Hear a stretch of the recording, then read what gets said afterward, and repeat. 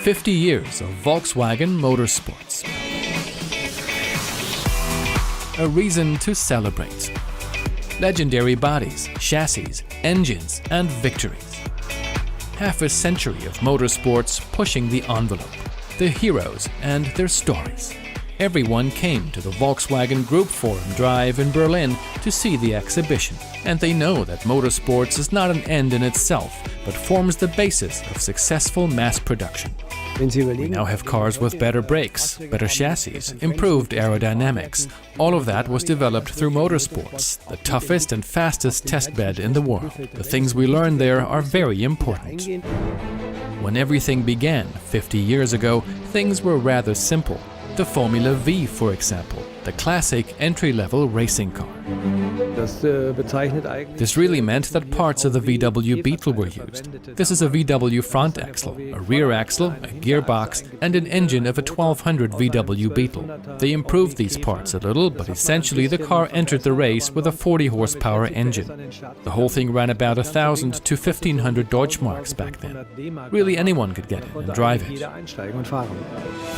A real racing car for the masses, intended for average speeds of unbelievable 137 kilometers per hour. We used to call them bathtubs. The cockpit was really spacious. Things were pretty wild and relaxed in those days. They were dangerous too, since no one realized that these were real racing cars. They all thought they were toys. They used to ram into each other and had fun doing it.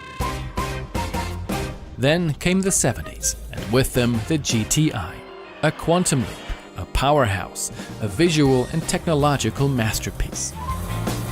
These two won the first German Rallye championship with it in 1981. At the push of a button, you can hear what that sounded like.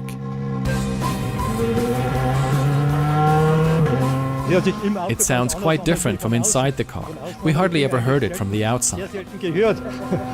Not all the cars that entered the races ended up in mass production. This Golf Pike Peak had two engines, delivering 652 horsepower for the longest and highest mountain race in the world.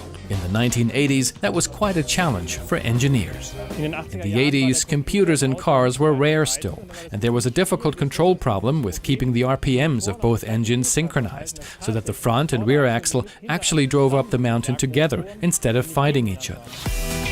Today's legends include this Touareg 3, a true Rally Dakar winner. You can see it in Berlin without all the dirt. And of course, the most powerful Polo of all time, the Polo R WRC. With the four-wheel drive, you have a very efficient way of driving, very performant, you have a good traction, good control. And that's what the Volkswagen Group with Audi have developed some years ago. If you want to challenge the reigning Rally World Champion in a simulator and see the exhibition in Berlin, you can do so until October 30th. And admission is free.